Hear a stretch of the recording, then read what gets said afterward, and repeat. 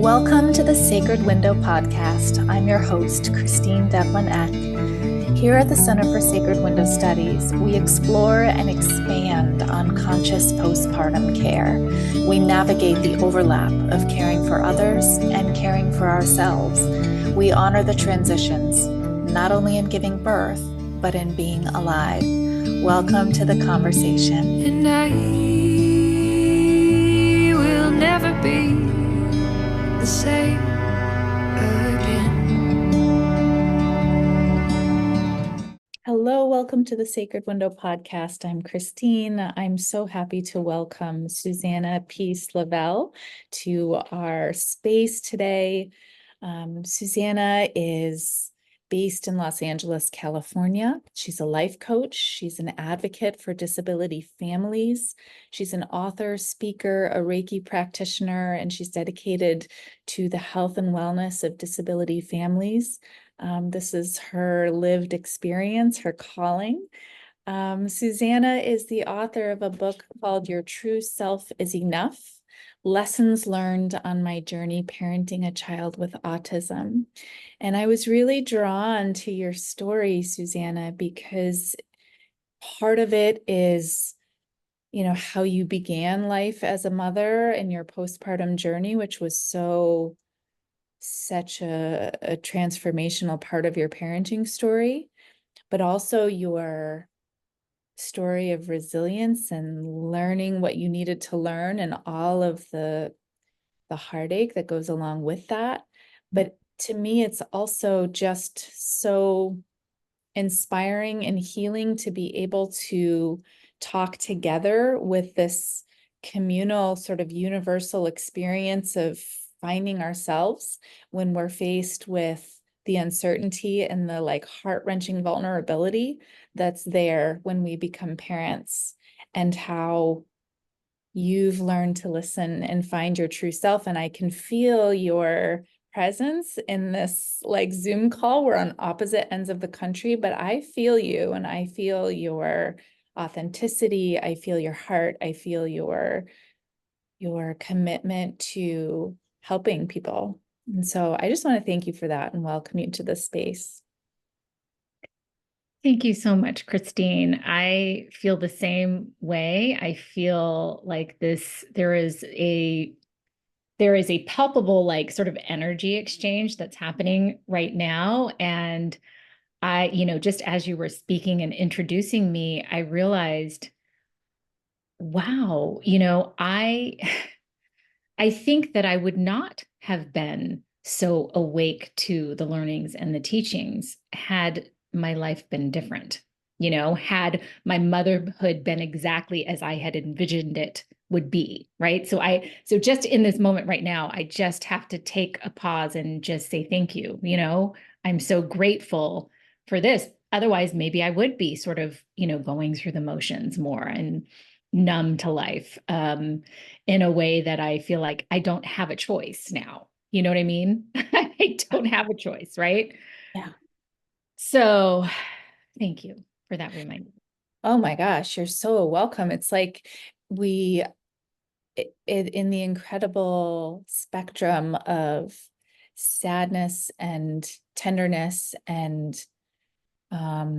finding our way in the darkness, it can feel like when, I literally have just been thinking about this morning before our call, that when there's a true surrender and openness and self-compassion that can happen during that, it almost ceases to be traumatic, or it ceases, there's this wonder and a little bit more curiosity and a little bit more love for ourselves and the situation, that if we're in fight or flight, if we're in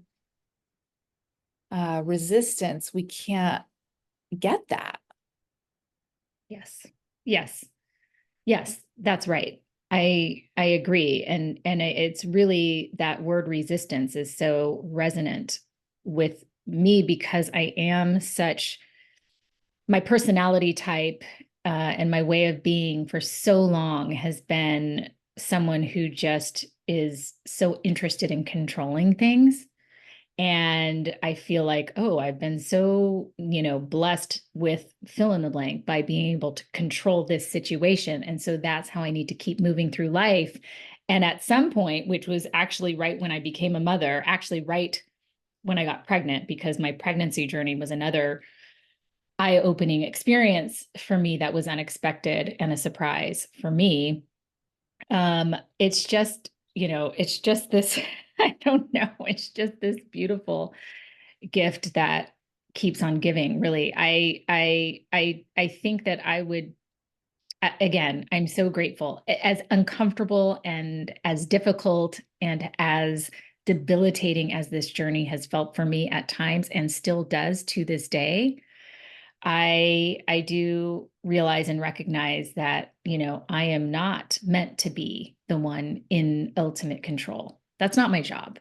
And so I love the word surrender. I love leaning into the word surrender in terms of like not as a, oh, I'm just going to give up, right? I just forget about it, but just I'm just going to lean into the exhale and the flow of where I'm meant to be in this life. I think that's something that all of us are really looking for, So what a beautiful experience that we get to feel this in a different way. Yeah. Yeah. And I want to ask you about your pregnancy and your postpartum experience, because as much as we can heal and find meaning, your daughter is now 18 years old. And so you've had this window of parenting to like come to peace with your story and come to empowerment with your story. And I too, like my oldest is 16, my youngest is 7, but I feel like every year I get a little bit more integrated with what the heck happened in my life. And but at the same time, we're both called to share our stories and contribute to the world in a way that helps alleviate the struggle and the suffering of another. And so if you can talk about that pregnancy and postpartum experience and how that impacted those early years with your daughter. Yes, again, I have this 18-year-old, right? And so it's nice to go back and reflect on the last 18 years, a lot of which in the beginning was kind of a blur and just trying to get through the next, minute or the next hour. But I just want to start off by saying that motherhood for me was always a big, big wish. I wanted so much to experience motherhood. I was obsessed with becoming a mother. I had, different career aspirations throughout my youth growing up. At one point, I wanted to be a bus driver, thought that was the coolest thing. And, at one point, I wanted to be a police officer because I wanted to be in control and tell people what to do. And these are the rules and you need to follow them. And now you're wrong. And now you need to be punished. And then, realistically later on, I was like, okay, you know what? Let me be a pediatrician. Like I need to just do something that is going to be supportive and all of the above. But either way, the definitely there was a line through my entire childhood and growing up that I could not wait to be a mother. And I come from a big family. There's 5 of us siblings in my family. My dad is one of 13. My mom was an only child, but she, wanted to have a different experience. So they were like, well, let's have like a basketball team, or a football team, whatever it was. And so the idea of growing up in this big, juicy, joyful, messy family with lots of siblings and lots of noise and lots of sharing and lots of, all of that was just, I couldn't wait to do that on my own. And so going into motherhood, I was like, okay, well, I'm going to have at least 4, maybe 5. My brother has 5 kids. My sister has 4 kids. Another sister has 2. I mean, there's just a lot of us. Okay. So that's the theme. And I had this vision that I was going to have 4 or 5 kids. So I met my husband and at the time, and I was thinking, okay, so we need to let's just start the process, right? So we got married. 3 months later, I was pregnant, and I was like, I got this. Like, this is how we do, right? This is the plan. And, my little plan is working, and we'll just keep moving forward with this plan. In about a year and a half, I'll get pregnant with number two. And then, right, I had it all in my head and perfectly laid out plans, right? And so when my daughter was born, well, my pregnancy, because you asked about my pregnancy, which this is important to honor and take a moment to just sort of be present with, because it was not idyllic, and it wasn't delicious, and it wasn't fun. I was so miserable the most of the 41 weeks that I was pregnant. And initially I was really sort of nauseous and morning sickness, and that was normal. I mean, that's not uncommon, right, for a lot of pregnant women to feel queasy and throw up. And I just ended up throwing up for like 7.5 months of my entire pregnancy. And so that was just, I was like, yeah, I know people get sick, but everyone keeps talking about, okay, but just wait till the second trimester, you'll be fine, right? And so when that didn't happen, I just felt miserable, and I actually really internalized it as my fault. I was like, well, what is wrong with me that I'm not, meeting these milestones that everyone else seems to be experiencing? And then hear the stories about the pregnant women who are just blissed out, right? And just like their hair is just all in the right places and their skin is glowing and they have a tiny little bump in the, front of their. So none of that was my experience. And at the same time, I felt so conflicted because I was so, so, so, so grateful, because again, this was my wish. And so I'm going through this experience wanting to honor like my uncomfortable feelings, but no, but I need to be grateful, right? And I had such a hard time with the both and the and. I had such a hard time feeling miserable and uncomfortable and, head in the toilet all day long. And, but no, but this is what I want. I'm so grateful, right? I didn't know how to hold space for both of those feelings. That was very challenging for me. And but I did have this sense and this idea that, okay, well, I'm not going to be pregnant forever. So I'm not going to be sick forever. I'm not going to be uncomfortable forever. So obviously there's a light at the end of the tunnel, and that is going to be in June 2006. And then my daughter, Arizona, was born. And then that started a whole another sort of, ripple effect of, this is not what I expected. And that just started as soon as she was born, in terms of just her commanding so much attention right away. And again, I have been surrounded by family and kids and nieces and nephews, and took care of my siblings growing up, and felt so prepared in terms of taking care of a baby.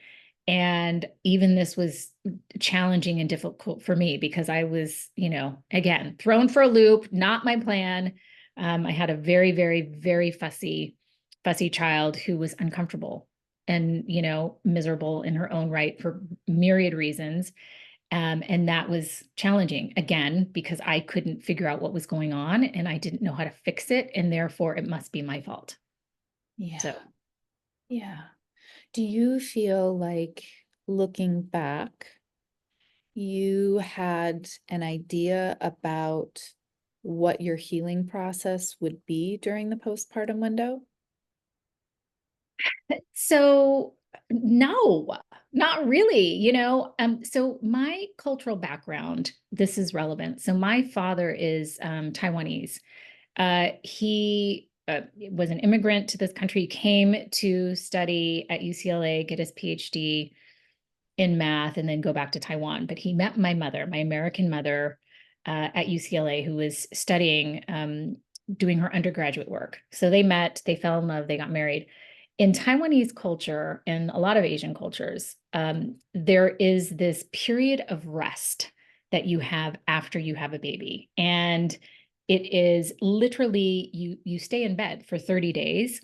A nurse comes and helps give you herbs and, nourishing foods to help with your milk flow and all of the things that are very healing.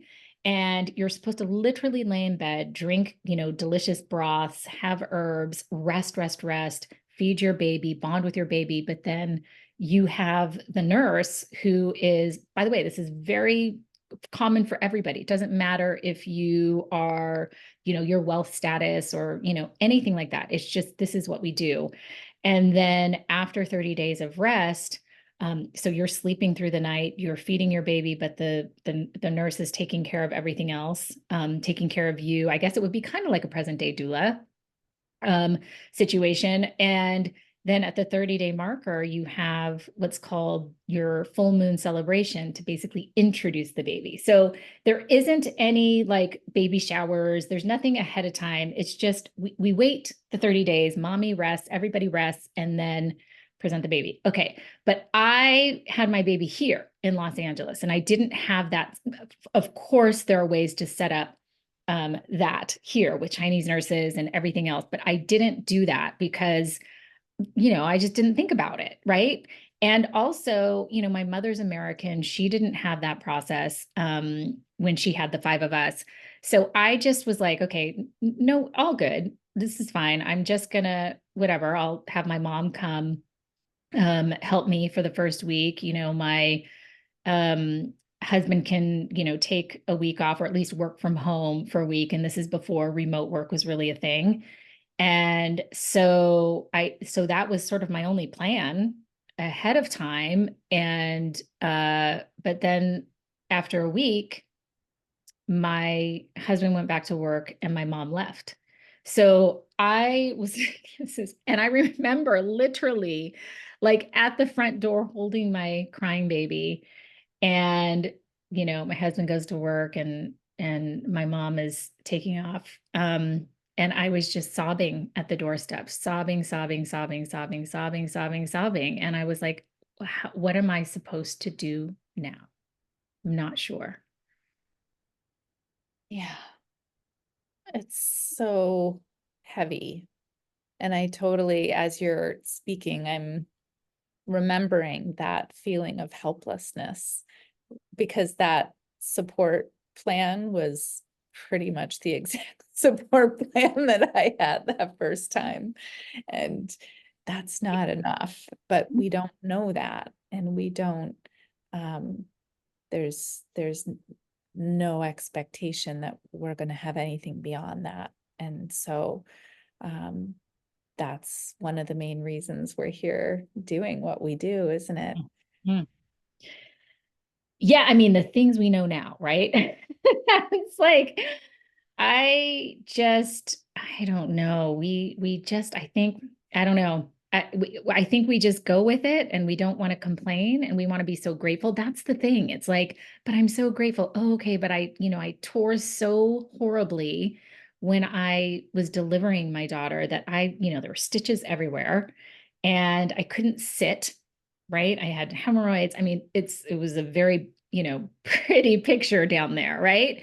But I just was like, okay, but I mean, whatever. A million people have babies every day. Like it's not a big deal. Deal with it, Susanna. And, figure out, I had one of those breastfeeding pillows that was kind of like a half donut kind of thing. And so I would sit on that so I could have the space for some comfort down there because otherwise I was sitting on ice packs and I mean it was next level if I think about it now. I'm not really sure. I guess I just blindly was going through the motions at the time, like, okay, well, this is what I have to do. And I have to, take care of this child who's completely helpless. So who am I to complain? Who am I to find this to be hard or difficult or challenging or miserable? Right. It's, That's the theme. yeah, it is. It's like, you talked at the beginning of your story of, this pattern that you've had of being in control of your plans and being in control of yourself and knowing what you want. And all of those are really valued qualities in our culture. That's what, that type of I've got it together. I've got this under control. But there are certain times in our life, and I would venture to say part of living a really happy and fulfilled life is being able to let go of that control in a lot of different ways in our lives. But when we are forced to go through the process of becoming a parent and we haven't figured out how to release those expectations, it's such a tough spot. And I really feel like the vast majority of people are learning those lessons simultaneously, and it becomes this. I mean, that's how we describe the word postpartum. People say, oh, that's depression. That means depression. No, it is a period of time that anyone who becomes a parent has to go through. Yes. But does that mean that everybody who goes through that is depressed? Well, a lot of us become that way because we're not prepared with the proper support, and we're holding on really tightly to what we think it's Mhm. supposed to be like for us. And then we're mad at ourselves when it's not like that, because it must be me. It must Yes. be my fault. I must be doing this wrong. Why didn't I know about this? What's wrong with my body? Why is my child feeling uncomfortable? Like it must be something that I'm doing, or I can't figure this out. And so it's really it's really hard, and we want for it to not be so hard for people. Talk a little bit about your experience with mental health in your postpartum window. Mhm. So this was also a brand new experience for me. If I look back and am really conscious and honest about my whole life growing up, I do feel for sure that there were episodes of depression and certainly anxiety, but I just sort of chalked all of that up to circumstances and or of course I should feel stress because I am, competing in this piano competition, or I am trying to get an A on this final, and I'm trying to get into college, and I'm trying to get this job, and I'm trying to, get a promotion, all of those things. So I feel like I attributed all of the classic sort of like anxiety, depression, feeling low, not able to access joy, sometimes not even really being able to function very well. I just attributed that to life. So we didn't talk about depression and anxiety growing up. And so when I was feeling sad and weepy after birth, people are like, oh, it's the baby blues, right? I mean, there's so much external chatter all the time about, and then you're like, oh, I guess maybe that's it. Instead of really just sort of like sitting still, and blocking out the noise and asking myself, okay, so what's really happening? Like let's dive into the feeling, the funk, all of it, the discomfort, all of it. Let's really sit with this. So, I just again thought it was like the baby blues. And then, my daughter Arizona was very, very fussy. Turns out she had tons and tons of food allergies, but I didn't realize that yet. We were trying to figure this out, and she was spitting up and she was getting rashes and colicky. And again, sort of similar to my pregnancy situation, people were like, okay, well, after the first trimester, you'll feel better. And they were like, well, after Arizona is 3 months old, things will settle, her digestive system, all of that is going to be so much more, integrated, and then she'll be fine. Okay, that was what the pediatrician said. And at 3 months, so I was kind of holding on like by a thread, like to get to that like coveted 3 month marker. And the 3 months hit, and it got worse and worse and worse in terms of just her suffering, in terms of like her crying and discomfort, and rashes were spreading, and now like eczema is spreading all over her body. So I just felt defeated and deflated at every turn. And it was like, okay, but now I need to really ask for help. Like I can't not ask for help. So at the point when she was about 3.5 months, again, listening to the external chat, okay, you need to sleep train your kid, and that'll get you some rest in the evening. Since she's crying all day, that this will give you a break. Susanna, you have to do it for your mental health. And so I, started, we started sleep training her to sleep through the night. And when we started sleep training her to sleep through the night, I stopped sleeping completely because it was so not in alignment with what worked for me. But again, I was just listening to the experts. I'm not the expert. I'm a first-time mother. What do I know? I had no agency, in this experience. Like I felt like I couldn't access my gut feeling, like my intuition that had always been quite strong. I just felt like, that none of that matters because it's like, I'm in survival mode. I'm taking care of someone else, right? It was like this fight or flight situation all the time. I was constantly, my heart was beating out of my chest. And so I couldn't settle. My mind couldn't settle. My body couldn't settle. My hormones are all over the place, as we know. That's what happens when we give birth, right? And so I sleep completely was not available to me. I did not sleep. And after 2 weeks of not sleeping 1 second, I was crazy, literally crazy, wanted to jump off the roof, like had awful intrusive thoughts. And I was so scared because I'm like, but I also need to take care of this baby. So it's not just me. It's not like I can go curl up in a ball somewhere and, hibernate until I feel a little bit better. That was not an option. But it got so scary and so bad and so debilitating that, I'm very transparent with my mom and my sisters at the time. And my sister, one of them already had a few kids of her own. And so she was just like, Susanna, I will take your baby. I will take Arizona for as long as you need. And that just made me weep because I was like, but, but this is what I'm supposed to be doing.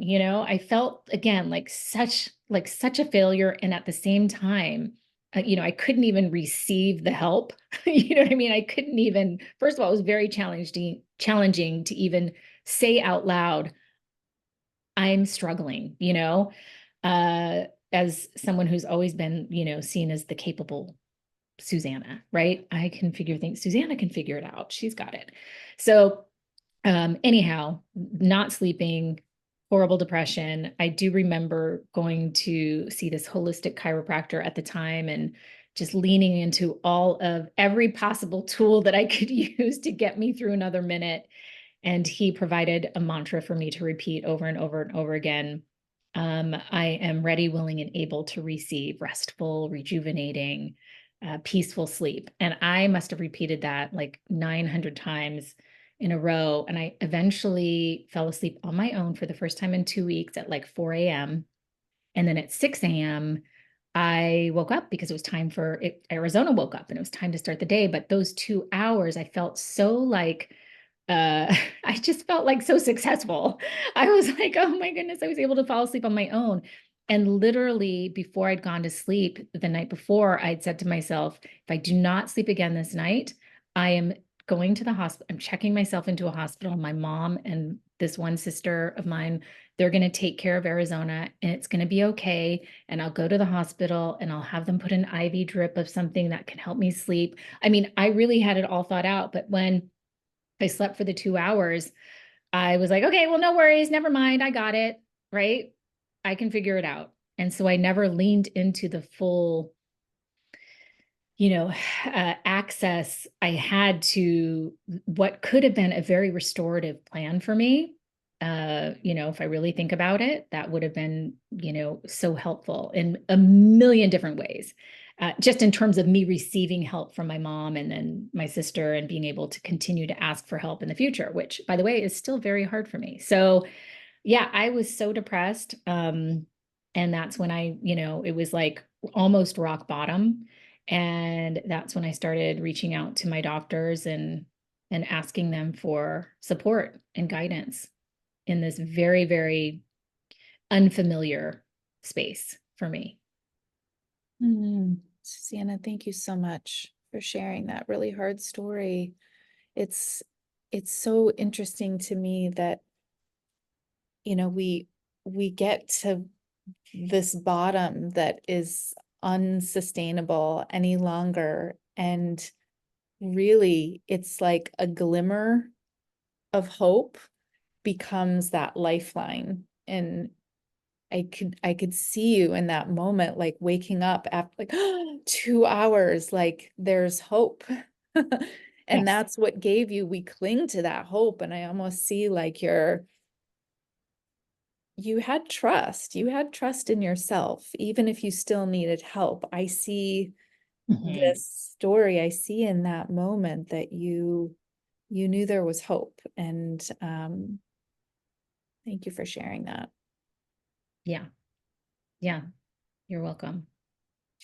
Um, so how long, I feel like perinatal mood and anxiety disorders show up in so many different expressions for so many different people. And we kind of navigate them for as long as we need to navigate them until we can integrate, and that path looks so different for each person.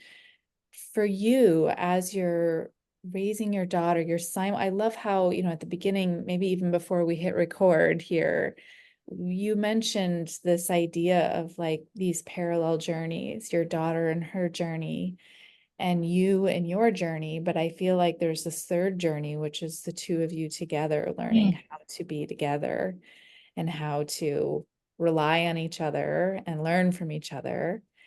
And I think that's so beautiful. Talk a little bit about how this journey starts to progress for the two of you and this third experience, which is you being together. Mhm.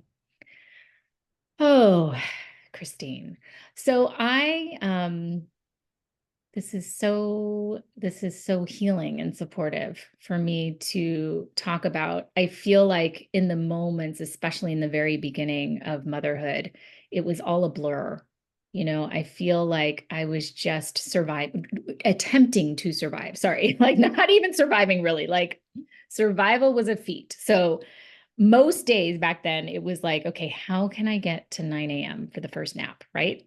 Okay, then how can I get to whatever 11:30 for a feeding that will soothe my baby for 20 minutes while she's on my breast, right? Right. And then let's get to the afternoon nap. I mean, it was literally I was looking at the clock, 75,000 times a day. So I again, one of the things that I like to do now is reflect back on what I know now and what I wish I had known then. But this is just more information and tools and support that I can help other moms with. And so that's really, my heart now. But the blur of just trying to understand her issues, I was completely out of the picture. So it was all eyes and ears and everything on Arizona's needs. And because there were so many needs, physical needs, and ultimately, some other medical challenges, um, I felt like there was no choice. But through that process of getting her to a place where she was whole again, in terms of like not in discomfort. Her body wasn't responding with, eczema and hives. And after we figured out what all of the allergies were, I, took a little exhale when she was around 18 months old, a very, very tiny temporary exhale, because I was like, oh, we figured out all the allergies. The eczema literally was leaving her body, you know what I mean? And it was just a beautiful, her skin was clear for the first time. She stopped crying. I was like, okay, now I can start this bonding process with my daughter. And I also thought too that okay, so this is my journey. I'm going to be the allergy mom. That's what I'm going to be, for the rest of my life. Well, I know how to cook. I can figure this out. I understand about cross contamination. This will just be my my thing. And so for a couple of months, I was in bliss. I was in like this motherhood bliss of what I had heard about. I was like, what? This is amazing, And then, there were concerns that were raised. And my sister, the one who had a few kids, was like, Susanna, I'm just noticing, I know you think Arizona's a little bit stubborn and you're not really sure what her intention is and what her idea is.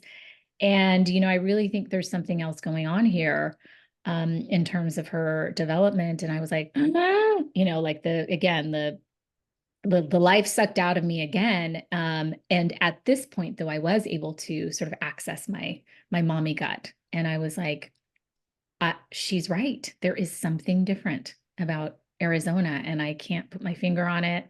And she couldn't, really specify other than, why don't you just call your pediatrician? So, as we're going through the developmental journey, and again, more diagnoses are revealed over the next couple of years, I, had this epiphany. I was on the acupuncture table getting treated for my own anxiety and depression, because at this point, I really was like, whatever I can to just be able to survive. I was not happy. I was not able to access joy, but if I could just survive this time, I knew that that would be probably a good thing. I wanted to survive. And I was on the acupuncture table. And at this point, Arizona was in myriad therapies every week. And, I'm talking to therapists and professionals and developmental pediatricians and neuropsychologists and all the things. And, everyone was really, talking about her, her behavior and her symptoms and the things that we needed to fix. And, they weren't necessarily using the word fix. It's just that that's what I was hearing, that my daughter needed fixing. And so you're treating my daughter for, her allergies, her autism spectrum disorder diagnosis, her ADHD, her anxiety. She had asthmatic episodes, and all of these diagnoses happen to start with the letter A. And so I'm sitting there on the acupuncture table, weeping, weeping, weeping, because I cried all the time back then. And I realized, oh my gosh, like we're literally like coming up with like goals and plans and objectives around her allergies and her autism and all of these things that are, describing her, right? And I was just like, but A is not for autism and allergies and asthma and all of these things. I was like, A is for Arizona. It was like this crystal clear vision. And I was like, no, Arizona, there's nothing broken, right? There's nothing that needs to be fixed. Like, she is whole. She is complete. She is perfect. She is a perfectly intact soul that came through me into this world as a human being in this form on this earth. And so we're here to guide and support her, but there's nothing wrong. Like, there's nothing wrong. There's nothing wrong with her. So that began the journey of me just honoring her for who she is. But then I had to be reflective and be like, okay, so then that must also mean that there's nothing wrong with me, and there's nothing broken, and there's nothing to be fixed. And I am not a failure in motherhood, which is, what I felt mostly back then. And so at that time, we were just able to lean in to each other. I became so much more present. I became so much more aware of my hopes and dreams. I mean, I had so many epiphanies around this time, and there were so many, angels and organizations and people along the way that definitely helped support this. And so now, as my daughter is entering, transitioning to adulthood, essentially, and, I am menopausal, whatever that stage of life is for women, it's just like a different chapter. I feel like we are just leaning into, so how can we enjoy this life together?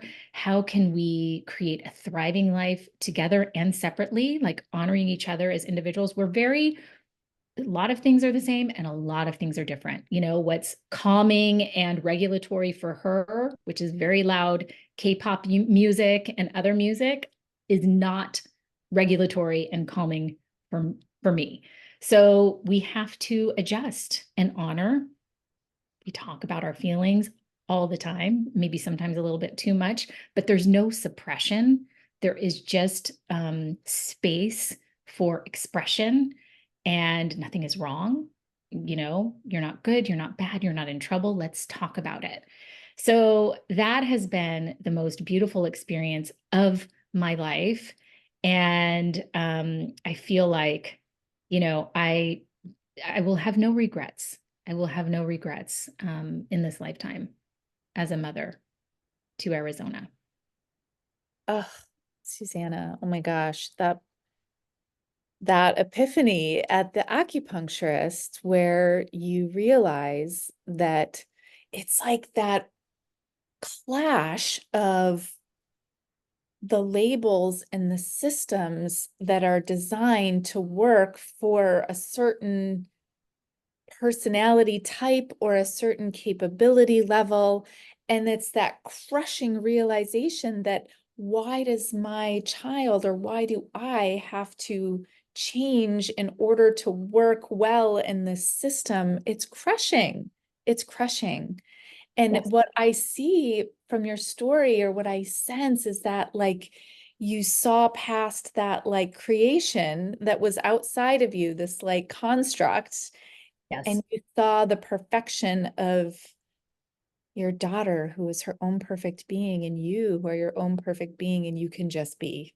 Yes. And I will say that I really feel you, because I have a child with ADHD and pretty significant learning disabilities, and that crushing process of trying to understand why all these labels and this medication needed to happen in order for him to be successful in Yes. this system of education was just, I couldn't reconcile myself to why children and people Mhm. have to do that, and why we can't celebrate the Mhm. individual gifts and capabilities that we have and love ourselves. Because the the beauty that I see in your story is you found your own love of self and your own love of your daughter, regardless of any of those things. And it's like a release of that pressure to be anything but you. And it isn't that like the meaning of life? that we just realize our own divine perfection, and we can just be it. It's Yeah. so beautiful. Yeah, yes, yes, yes, yes, yes, yes, yes. And, I think we have to remind ourselves, I do, often, one of the things that I love to do is visualize, like when I'm having an uncomfortable moment, or, Arizona's behavior is uncomfortable for somebody else, that actually sometimes often bothers me even more. Or there's an expectation, the school or the therapist, or, all of these, again, like you were saying, like the labels defining, well, this is what will work for us. This is the measurement of success. This is what it can look like. I often say to myself, okay, what if I wasn't on an island? What if Arizona and I were on an island by ourselves, and there's food in the ocean for us, and there's fruit on the tree, and we're just living this life? What would matter? What really would matter, other than her ability to access joy and be playful, and mine as well, right? I mean, we have needs, we have desires. Yes, for sure. And so there are often so many times too, when I'm out in public and Arizona is just like, her behavior is uncomfortable for me.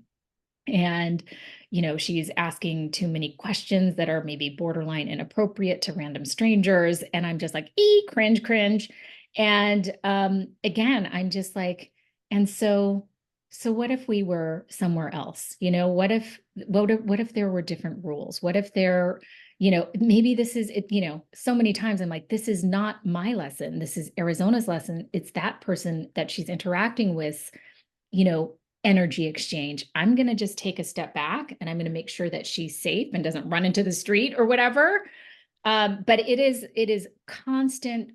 I am consciously and constantly like trying to let go and let be. It is so challenging. But it is definitely something I get to practice every day. So there's that.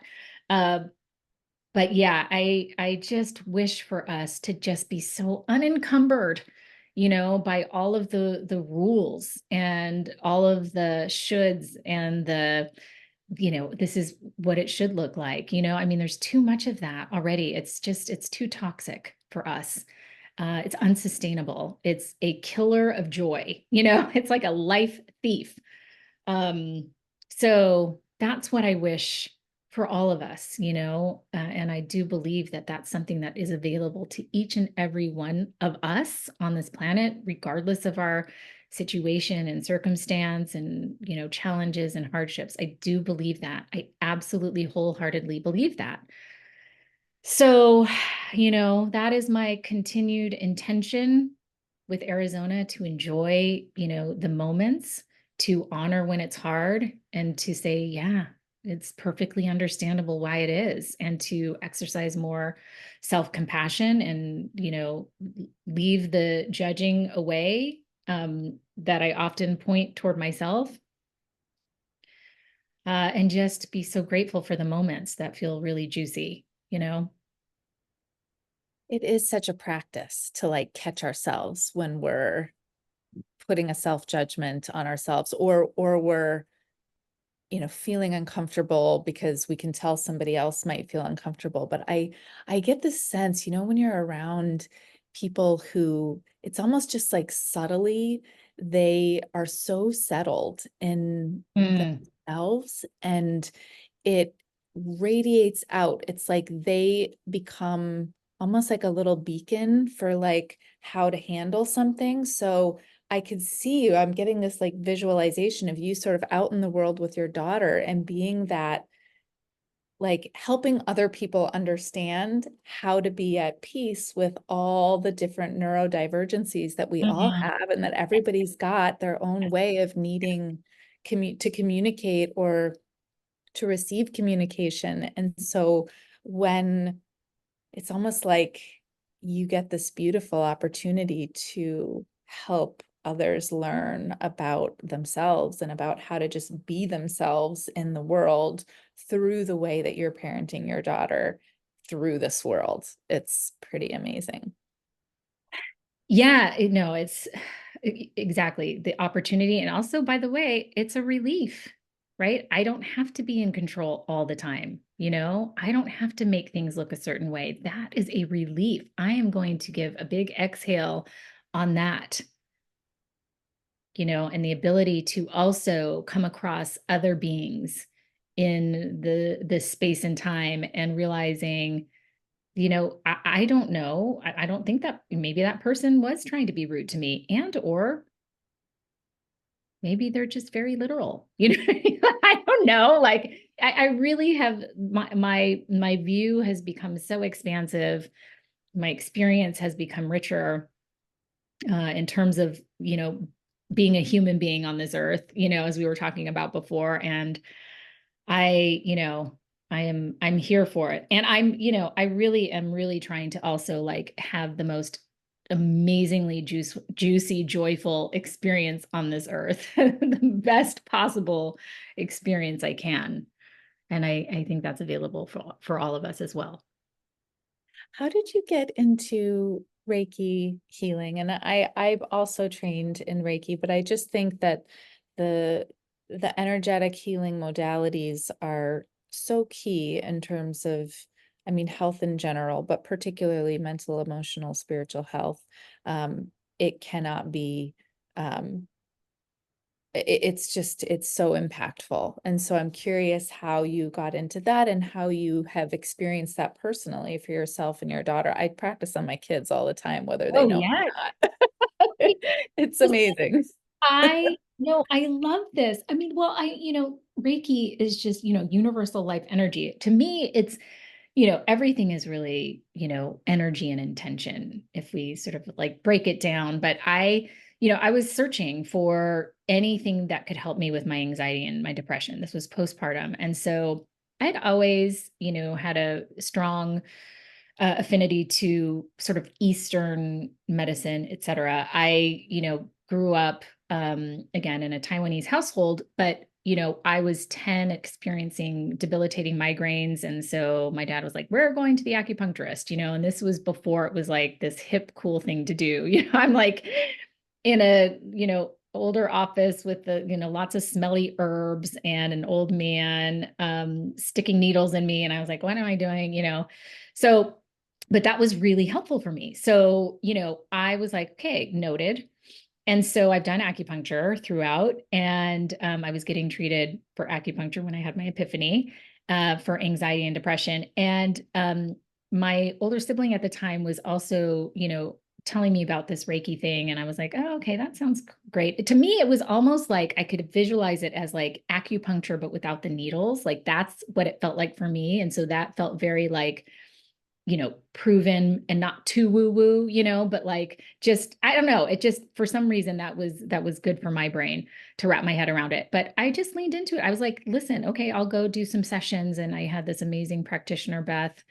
And I just was like, oh, I feel so restored. I feel so present. I feel so like I'm in the right place. There's nothing wrong with me. I felt so whole. And so then I just leaned into finding some Reiki training, but mostly for myself. So I could just do self healing. And so after I got certified in Reiki 1, I think it was Reiki 1 first, and maybe Reiki 2 was a different time. But either way, I literally was like, I am going to practice this self Reiki on myself. And I did it every single day for like over a month straight. And I just felt so much calmer, like just like instantaneously. And I was like, well, I don't know what this is, but I feel better. So I'm going to keep doing this. And then ultimately that led to me doing, 2 training, 3 Reiki master certification. And again, I had no plans on, being a practitioner to anyone else. Just, it was my little, another little tool in my big fat toolbox of support for myself. But then, as the Reiki does, it just has its own way. And I started just getting referrals for Reiki over and over and over again. And I do, Reiki treatments on people in terms of like traditional sort of table work, but I also am always in the practice of the energy sort of exchange, even as I'm working with clients and parents and families. So, and I do, yes, I for sure do Reiki on my daughter. I just don't think it works. I'm like, okay. And then 2 seconds, mommy, can you do some Reiki on me? You know what I mean? So, but we do a lot of like calming breath work, intentional sort of practices. Neither of us are big meditators. Like it's really challenging for us to sit still, but we do have, we talk about our intentions every morning on the way to school. What's your intention for today? We like to practice with affirmations. And I feel like all of that is just, that has all been brought in by, just this delicious, delicious experience with Reiki and energy and all of the above. So beautiful. So when did you start working as a life coach with families navigating disabilities? And how do you feel like that calling is sort of answering the need that you wished you'd had support as you were going through it? Well, yes, 1,000,000%. That is the quick answer for sure. And so I started working with other families when Arizona was probably around 4 or 5. And it started a little bit before that in terms of, people always, understanding. I've always been very sort of transparent and open about my journey with Arizona. And so friends, family, who have colleagues would be like, oh, Susanna, I have a sister, I have a friend whose son or daughter was just diagnosed. I'm just wondering if you could just talk to them. And I was like, absolutely, because I had nobody, right? So it just started off like that, just sort of, here and there referrals of, can you talk to somebody? And it was so instantaneously fulfilling and satisfying to just, see the transformation with the parents that I was talking to, where initially there was this fear and hopelessness and helplessness. And even though there was still that leaving the conversation or conversations, it just seemed like there was a little bit, there was a glimmer of hope, like you were saying, like there's a little light bulb of like, oh, there's something. And so that to me was so fulfilling. And I, began to realize, like, as I was getting divorced around 11 years ago, I was like, this is actually something I could do for a living, in terms of also having the flexibility in my schedule to take care of Arizona's needs the way they need to be met.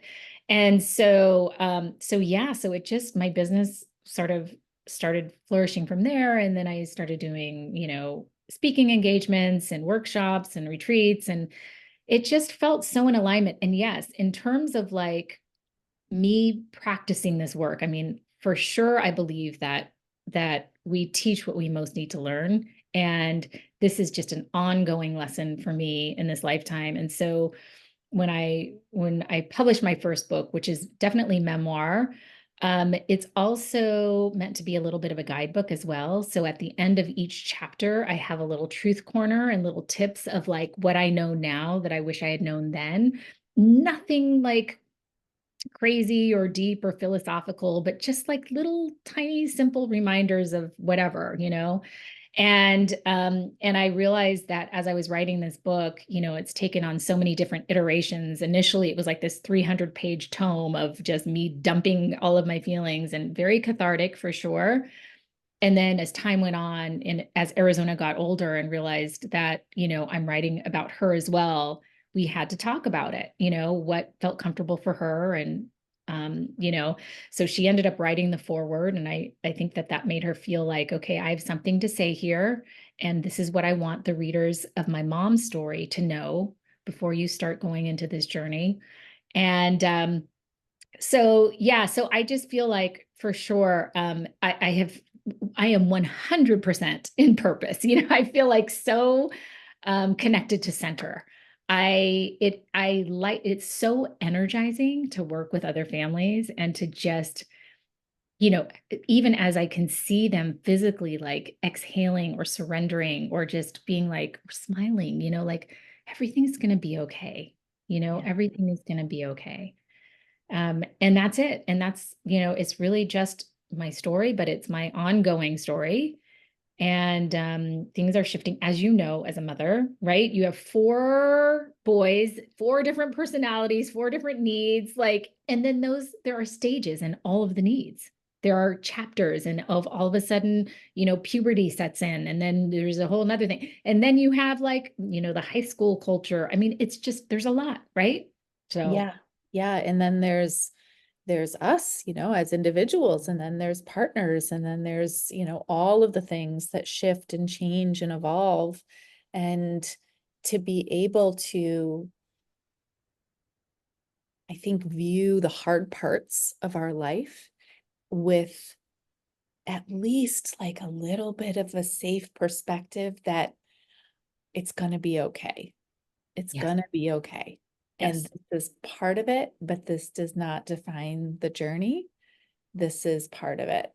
And that to me is so beautiful and inspiring. And to be able to go through that and look back, we can then embrace and appreciate all of the things that we learned and navigated and did. It's like, I think my greatest hope when I'm supporting a new family or working with these prospective caregivers, it's like if we can leave that caregiving space with them knowing that they are the expert on themselves and they are the expert on their relationship with their babies. Like, Mm. I think back to the earlier part of our conversation where you were talking about how you were so disconnected with your own power that it was like you just had to, you were listening to the experts and the experts were all telling you what they thought, but that wasn't actually what you needed. And it wasn't actually what your daughter needed. But we get to that place sometimes where we're so disconnected from our higher self, our power, our true voice. And so I mean, your book title, your true self is enough. Like that is that's really the heart of it, isn't it? It's so Yeah. beautiful. And that's, you know, I hope that all of the listeners who are hearing this can really hold the beauty and the rainbow in that truth, that everything that is part of our story is just right, because it's leading us to this next glimmer and the next glimmer that's going to be brighter, and there's all the different shades, um but it leads us to exactly where we need to go. Yes, that's right. What do you want people, people listening to this podcast may be pregnant themselves or in their postpartum window, they may be a caregiver or a parent. Um, what do you want to leave them with after listening to this conversation? A next idea or a next consideration? Mhm. Yeah, I would say that, for sure, I believe that everything is okay, everything will be okay. And sometimes that's not enough in the moment. So, what I'm going to offer in addition to that is to be able to access so much compassion for yourself. So, imagine how you would be if a girlfriend was telling you exactly how you're feeling, right? So, a girlfriend is having an experience. I just don't know. I'm having these issues. And you would have so much compassion, so much support, so much grace with your bestie or with, a family member or with your child, right? Your child is suffering. Oh my gosh, I would do anything for that child to feel better. How can we now turn that energy inward? And that is a practice for sure. I think that when we're having grace and compassion with ourselves, we can ask ourselves throughout each day, what is it that is real sort of self-care, real soul care for me right now in this moment? What does that look like for me in the next hour or two? What does that look like for me today? And just to honor and understand that those needs are going to be different at every moment, and that's okay, and that's the beauty of the flow of life. And so to just be real and honest and vulnerable with ourselves, here's what I need right now in this moment. I feel like, again, just being able to have this sort of dynamic, ongoing, co-creative experience with the universe and spirit and everything that is flowing with us, asking for help, asking for guidance, speaking to the air, like, I need help. I am so miserable right now. I want to feel joy. I want to feel connected to my baby. I want to feel grateful and present. Just even saying things out loud or writing things down, it's very activating. Things will start to shift as we continue to just speak up, speak out, speak our truth, connect with our trueness. I feel like that is just going to be the right choice every time. It's going to be a healthy, supportive, nourishing choice for us. I love that so much. I really admire your strength and your grace in sharing all of this with the world, and your daughter's strength and grace for co-creating and sharing this story with you. Thank you so much for having this conversation with me, and I look forward to having more. I'm Thank so happy to be you. here. Thank you, Christine.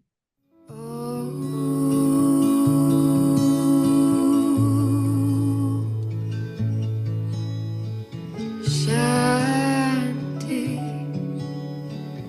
Shanti.